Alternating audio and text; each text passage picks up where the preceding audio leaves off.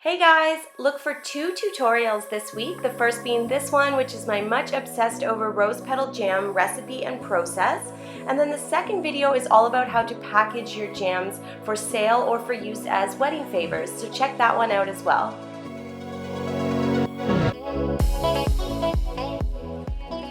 Hey guys!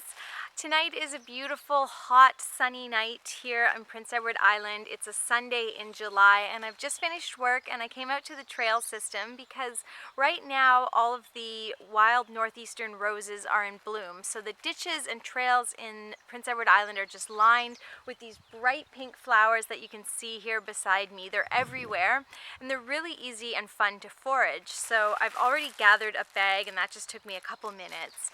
And every year I make a jam out of these petals. It's this sweet and tart and floral sort of nectar-like jam, and I love making it. And so I thought it'd just be fun to bring you guys along, and we'll kind of forage for some rose petals, and then I'll show you how I make this bright fuchsia jam, and all the color comes from the petals themselves. It's really fun to make, and it's become something of an annual tradition for me. So let's get started. So this is what the bush looks like. It's pretty idyllic and you can see how abundant the flowers are. You need your wellies on to get into some of them, but I usually just pick along the trail. And when you're picking, if you are out in the wild, you just want to pick as clean as possible, so not getting any leaves or bugs. And you sort of want to get your hand around all the petals and pick them off, leaving the stamen and any bugs that might be in there. And then once you get home, you're going to put your petals in a water bath and just wash them really well. And this gives you a chance to sort out any leaves or buds. You don't want any of the buds. And you definitely want to check for bugs and worms as well. And you have lots of chances to do that. So as you're washing them, you can kind of wring out one handful at a time and put them in a bowl and get rid of any leaves that you might find or any little bugs that might crawl out at this point. So you have lots of chances to clean them. Once you've got about somewhere between 2 and 4 cups or a bowl full of petals all cleaned, you're going to mix them with 2 cups of white sugar or 400 grams and half a cup or 125 milliliters of lemon juice.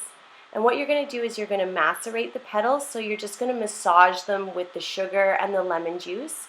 And this also gives you another chance to look for any leaves or bugs or worms.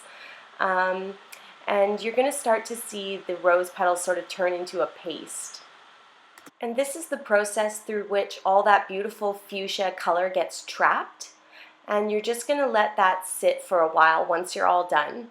This is a good time to get your sugar water boiling on the stove. So you're going to mix 4 cups sugar to 6 cups water, or 800 grams sugar to 1.5 liters, recipes below. Put that on the stove and get it to boil.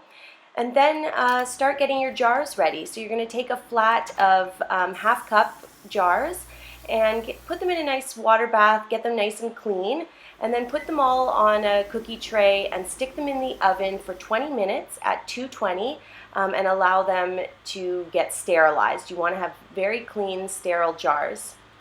Now you can go back to your macerated petals and kind of look through them one more time. You're still checking for bugs. But as long as your sugar water has come to a boil, you can mix that in. So put that into the boiling water and sugar and just give it a good stir. And you'll see it immediately gives the water a really nice pink color. And you're just going to leave that on medium-high to high heat and let it cook down. This is also a good time to put on a thermometer if you have one, a candy thermometer. And then now you're pretty much at the point where you want to fill up your canner, your water bath canner, with water, and put that on high heat as well so that it's all ready when your jars of jam are ready to go in. And you'll want to have your canning supplies all ready here. I've got my lid sitting in a hot water pot just so that that rubber on there gets soft. And once the jars have come out of the oven, they've been sterilized for 20 minutes, and your jam has cooked down to approximately 109 to 111 on a candy thermometer. Then you can ladle it into the jars, so use a ladle and a funnel to keep the jars nice and clean. And you should get pretty much the 12 pack of jars. And you're just going to make sure you wipe the rims before you put the lids on. Once the lids are on, you can put that ring on, and then you're going to put them in a boiling water bath canner for 10 minutes. Process for 10 minutes, which means just keeping them under the boiling water with the lid on for 10 full minutes. And then if you want to see how to package your jams for sale or for use as wedding favors or just as beautiful gifts, you can watch the other video that I released this week that's all about that. Thanks for watching, and don't forget to subscribe.